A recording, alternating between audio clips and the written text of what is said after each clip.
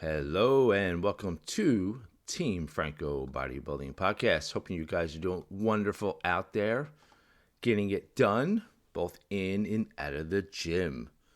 Again, just want to thank everyone.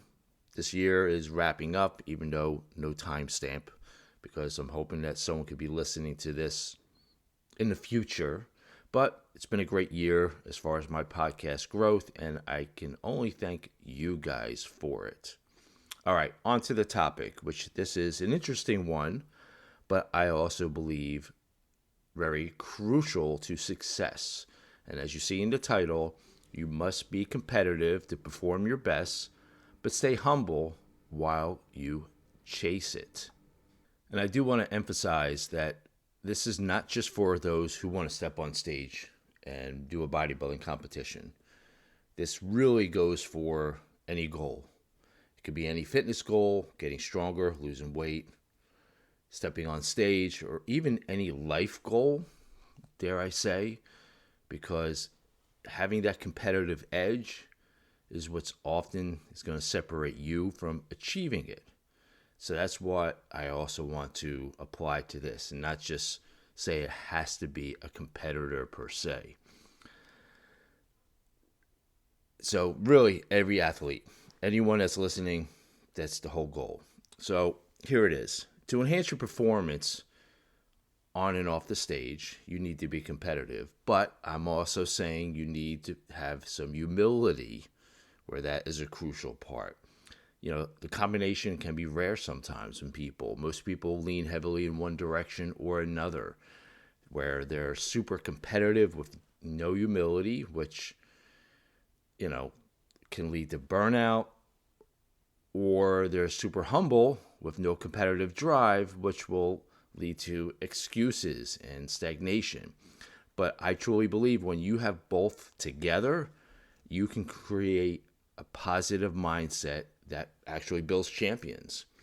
Not just winners in one season, but athletes and people that will grow every year to achieve their progress. And again, you see this in life, not only for the gym goers such as ourselves, but career, educational, grinding away, having that championship mindset, competitiveness, but also staying a little bit humble. So, what does competitiveness really mean? When I say you need to be competitive, I'm not talking about, staring at others on social media, comparing your physique every day, or even let social media, dictate your confidence. And I think that is part of the problem because you don't want to compare yourself. You hear me talk about all the time, you versus you. And it's the truth because people were super competitive before Instagram or Facebook or Twitter or whatever, TikTok, and they had great success. You don't need social media to increase your competitiveness. To me, being competitive is really internal.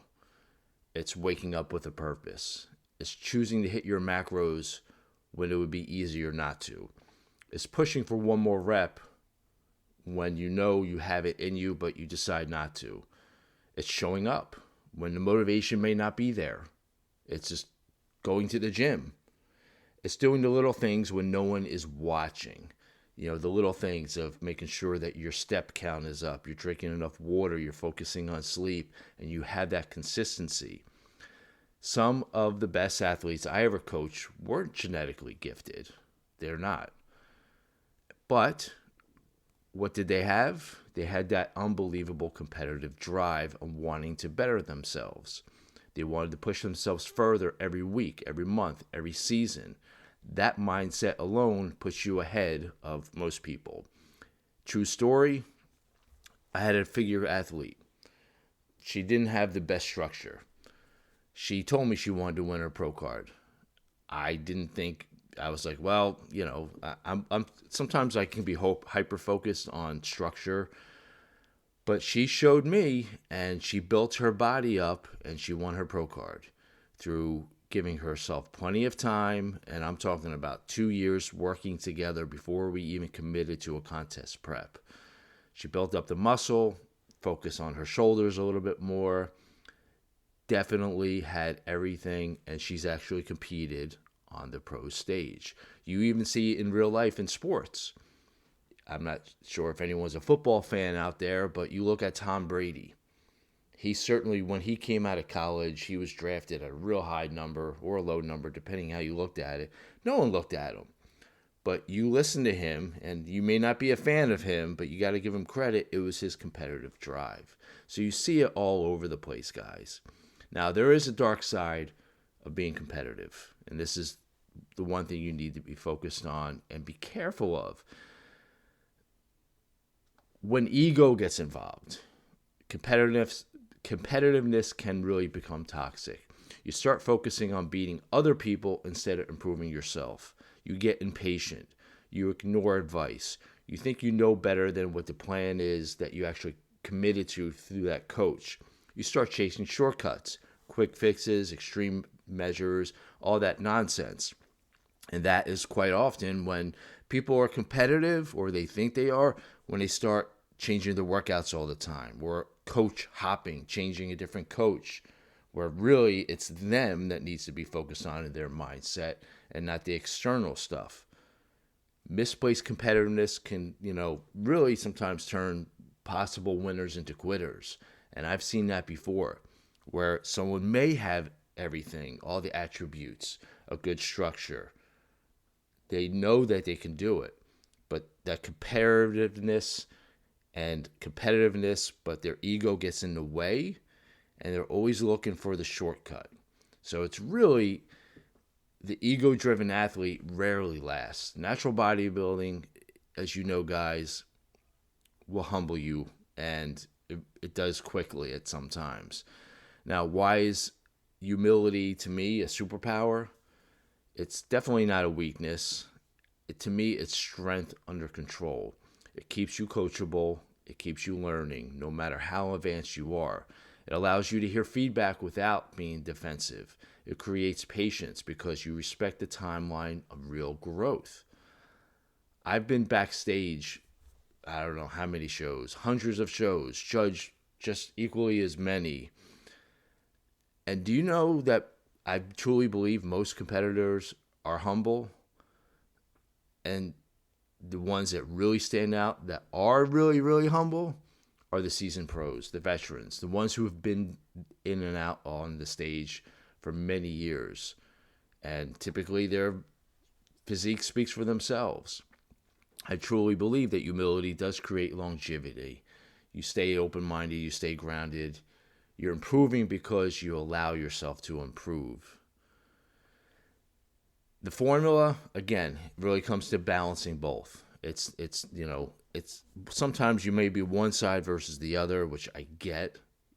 But if you can have a nice balance, or the yin-yang effect, it can be super powerful. Where competitiveness fuels the effort, humility refines the effort. And that's the big key that I want you to stick with. When you get going, the other one will be sticking with you. It comes down to understanding and respecting both sides of the coin. Typically, a competitive athlete, for example, they want to be better than yesterday. They want to push for progress. They refuse to settle. But when they also are humble, they do remind themselves they can still learn. They don't have all the answers. They respect the process. So putting them together truly makes you the force that you are going to improve. You train hard, but you train smart. You ask questions, but you also take action. You work with confidence, but without entitlement. This blend is what's going to take you to the next level. Now, let's talk about real life application. Being competitive in the gym means that you show up constantly and you push yourself. Being humble means that you don't ego lift. It means that you're not trying to impress someone else or have a cool video for Instagram. When you're competitive, you want to progressively overload. You want to push yourself, focus on your training, track your training, and get stronger. You want to execute the exercises with precise form, so therefore you get better and then will constantly improve. And that is the humble side. is that sometimes you need to reestablish your training. You need to lighten the weight.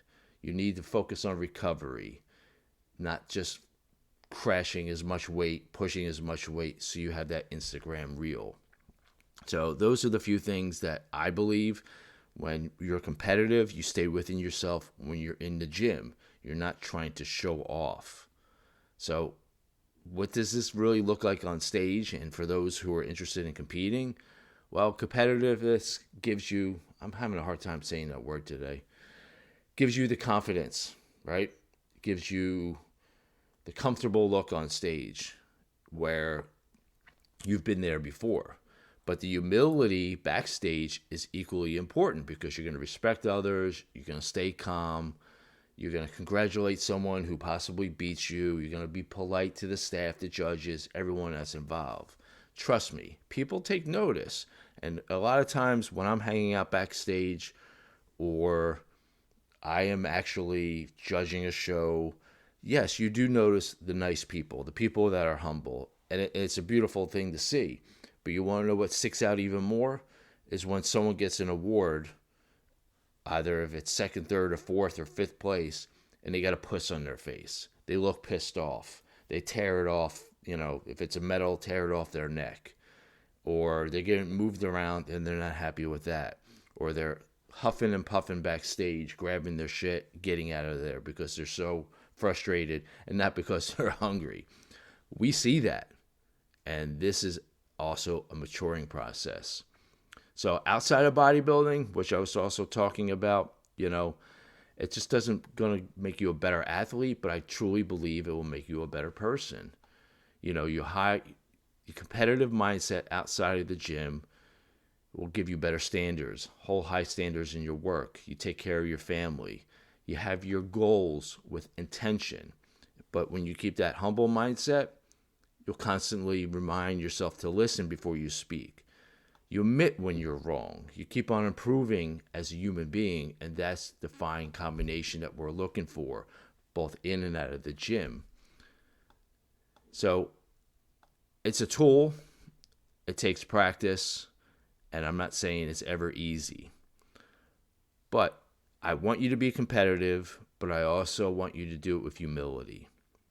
Competitiveness without humility becomes ego. Humility without competitiveness becomes complacency. But when you have both together, you're going to have the discipline. You're going to be a champion, not only in bodybuilding, but life. And that is, to me, what's the most important.